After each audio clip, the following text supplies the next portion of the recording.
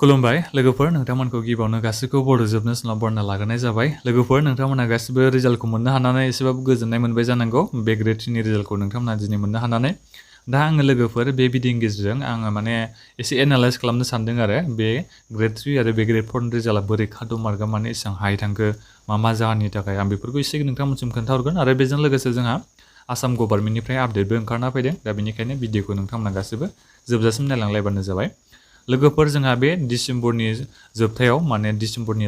last उइकफ्राव जोंहा माने आसाम गभर्नमेन्टनिफ्राय गोदान साख्रि ओंखारना फैगोन ना दा बावैसो चिफ मिनिस्टार हिमन्त बिश्व शर्मा बिथाङा एनाउन्स खालामदों दे गासै साख्रिनि भेकेन्सिया 10,000सो थागोन होननानै बेखौ बिथाङा खोथा होदों दा बेनिखायनो नोंथांमोननि थाखायथ' जोबोद मोजां खोथा दै बियो लोगोफोर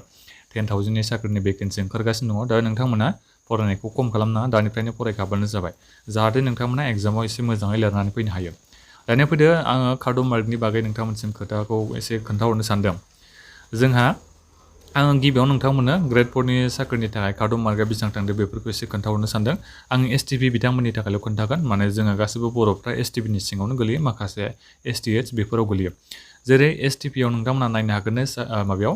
मेट्रिक पासनि जायफोर बे ग्रेड 4 नि साख्रिखौ एप्लाइ खालामदोंमोन बिथांमोननि थाखाय जोंहा काट अफ मार्कआ बेसेबां थांदों गासै 71 थांदों बेनिफ्राय जोंहा बे जायफोर क्लास 8 लेभेलनि साख्रिखौ एप्लाइ खालामदोंमोन नोंथांमोननि थाखाय जोंहा काट अफ मार्कआ बेसेबां थांदों 60 मार्क थांदों दे लोगोफोर बेखौ गोसोआव लाबोनो जाबाय दा बे नोंथांमोना काट अफ मार्कखौ नायबानो एसेबाबो मिथिखाबाय जानांगौ काट अफ मार्कआ बेहाय एसे बारा जाहैदों दै माने एप्लाइ खालामग्रा मानसिफ्राबो गोबांथार जाहैबाय नालाय 14 लाख बेसेबांबा मानसिया जोंहा बे साख्रिनि थाखाय एप्लाइ खालामदों आं माने गिबियावनो आङो नोंथांमोननो भिडिअनि गेजेराव बुंहरखादोंमोन आरो काट अफ मार्कखौ आं बिनिखायनो नोंथांमोननो भिडिअनि गेजेरजों एसे माने फिक्सै बुंहरनो हायाखैमोन आं सानखादोंमोन आरो जोंहा काट अफ मार्कआ बियो हाइ थांगोन होननानै दा बिनिफ्राय एसटिएचआ जोंहा बेसेबां थांदों 63 थांदों दै मेट्रिक लेभेलनिया ओमफ्राय जोंहा बे क्लास 8 लेभेलनिया बेसेबां थांदों जोंहा 52 थांदों दा बेहाय जोंहा काट अफ मार्कआ ग्रेड 4 नियाबो एसे हाइ लेभेलावनो थांदों दै दा नोंथांमोनासो माबायदि मोनदों बे काट अफ मार्कनि बागै बिनि बागै नोंथांमोना कमेन्ट बक्सआव कमेन्ट खालामबानो जाबाय दानिया आं नोंथांमोननो खोन्थाहरनो सानदों जोंहा ग्रेड 3 साख्रिनि थाखाय काट अफ मार्कआ बेसेबां थांदों बिनि बागै एसे आं डिटेल्सै नोंथांमोनसिम खोन्थाहरनो सानदों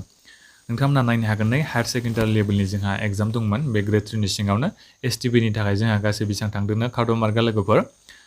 112.50 जोंहा काट अफ मार्कआ थांदों बेयो जोंहा हायार सेकेन्डारि लेभेलनि ओमफ्राय हायार सेकेन्डारि लेभेल साइन्स बिथांमोनहा बेसेबां थांदोंनो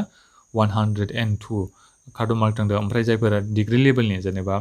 बेचलर डिग्रिनि बे साख्रिखौ एप्लाइ खालामदोंमोन बिथांमोननि थाखायथ' साख्रिनि माबायानो एसटिपिनियाव नोंथांमोना नायनो हागोन काट अफ मार्कआ बेसेबां थांदों 136.50 जोंहा बियो काट अफ मार्क थांदों अब्ला नोंथांमोना सानना नायबानो जाबाय बेचलर डिग्रियाव जोंहा साख्रिनि भेकेन्सियाबो खमखामोन कम्पिउटार गोनांफोरनि थाखायसो जोंहा साख्रिनि भेकेन्सिया एसे गोबांसिन दंखायोमोन साख्रिनि भेकेन्सिया बिराद खममोन आरो बिनिफ्राय रिजार्भेसनावबो जोबोद खममोन दा बेहाय नोंथांमोना नायदो नै काट अफ मार्कआ बेसेबां थांखो जोंहा टटेल मार्कआ बेसेबांमोन 170 दा बेहाय बिराद माने हाइ लेभेलाव थांदों आरो काट अफ मार्कआ नोंथांमोना बेखौ नायबानो हमनो हाखादों बिनिफ्राय नायदो नोंथांमोना बेचलर डिग्रि विथ कम्पिउटार बिथांमोननि थाखाय जोंहा बेसेबां थांदों नै 105ल' थांदों दै काट अफ मार्कआ बिथांमोननि थाखाय जोंहा माने भेकेन्सियाबो गोबांथार दंखायोमोन दै जोबोद बुरजाखा भेकेन्सिया बिथांमोननि थाखाय बेचलर डिग्रि विथ जायफोरना कम्पिउटार सार्टिफिकेट दङ बिथांमोननि थाखाय जोबोद बुरजा भेकेन्सिया दंखायोमोन दा बेनिखायनो काट अफ मार्कआबो बेहाय एसे खम थांदों आरो नोंथांमोना बेखौ नायनो हागोन नै बिनिफ्राय जायफोर नैबेखौ नोंथांमोना नायनो हागोन नै जायफोर bachelor degree with short hand बेफोरबायदि दङ नोंथांमोना बेफोरखौ नायबानो जाबाय बिसोर मोननैखौ आं नैबेहाय दाना ड्राइभार भेकेन्सिनि थाखाय जोंहा माबाया बेसेबां थांदों आं बेखौ नोंथांमोननिसिम दायो खोन्थाहरनो सानदों काट अफ मार्कआ बेसेबां थांदों आं बेखौ खोन्थाहरनो सानदों गासै 93 थांदों दे जोंहा ड्राइभारनि थाखाय जोंहा एसटिपि बिथांमोननि थाखाय एसटिएच नोंथांमोना बेखौ डाउनलड खालामनानै नायबानो जाबाय आं भिडिअनि डिसक्रिपसनाव नोंथांमोननिसिम लिंकखौ होनानै दोनदों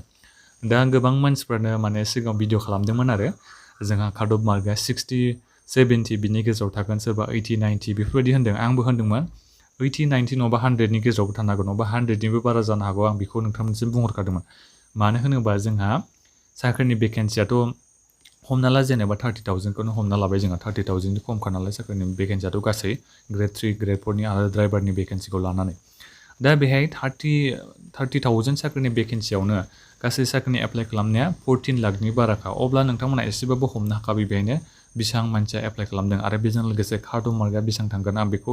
एसे सिगाङावनो हमनो हाखादोंमोन आरो 100नि बारायाथ' जाखागोन आं बेखौ सानबाय थादोंमोन दा बेहाय गोबां मानसिफ्रा एनालाइज खालामनाय बे गासिबो गोरोन्थि जाजोब्बाय नोंथांमोनाथ' दायो मिथिखाबाय जानांगौ माबायदि कम्पिटिसन जानानै दङ दा बेनिखायनो गोसो होनानै फरायदो आसाम गभर्नमेन्टनि बाजा साख्रि गोदानै फैगासिनो दङ दा बेनिखायनो आं खावलायो आरो लोगोफोर नोंथांमोना दानिफ्रायनो एसे फरायखाथारबानो जाबाय जाहाथे नोंथांमोना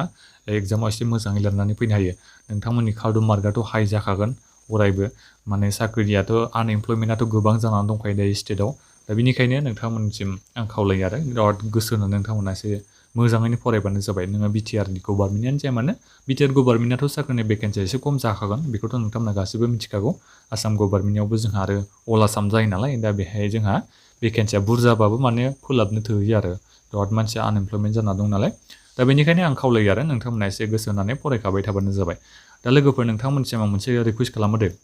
नोंथांमोना जायफोर पास जाखो एबा फेल जाखो नोंथांमोना भिडिअनि कमेन्ट बक्सआव आंनो खोन्थाहरबानो जाबाय बिनिफ्राय नोंथांमोना गावबा गावनि लकेसनखौ आंनो खोन्थाहरबानो जाबाय सोर सोर बबेनि ओमफ्राय सोर पास जानो हाखो फेल जानो हाखो बेखौ नोंथांमोना खोन्थाहरबानो जाबाय जेबो नङा नेक्स्ट टाइम नोंथांमोना हागोन जायफोर नोंथांमोना क्वालिफाइ जायाखै गोसो होनानै फरायबानो हायो जायफोर क्वालिफाइ जानाय अब्लाबो नोंथांमोना गासैबो खोन्थाहरजोबानो जाबाय लकेसनजों लोगोसे क्वालिफाइ बा क्वालिफाइ नट क्वालिफाइ बा नट क्वालिफाइ लिरनानै नोंथांमोना खोन्थाहरबानो जाबाय लकेसनजों लोगोसे दा बेखिनियानोमोन लोगोफोर गोजोन्थों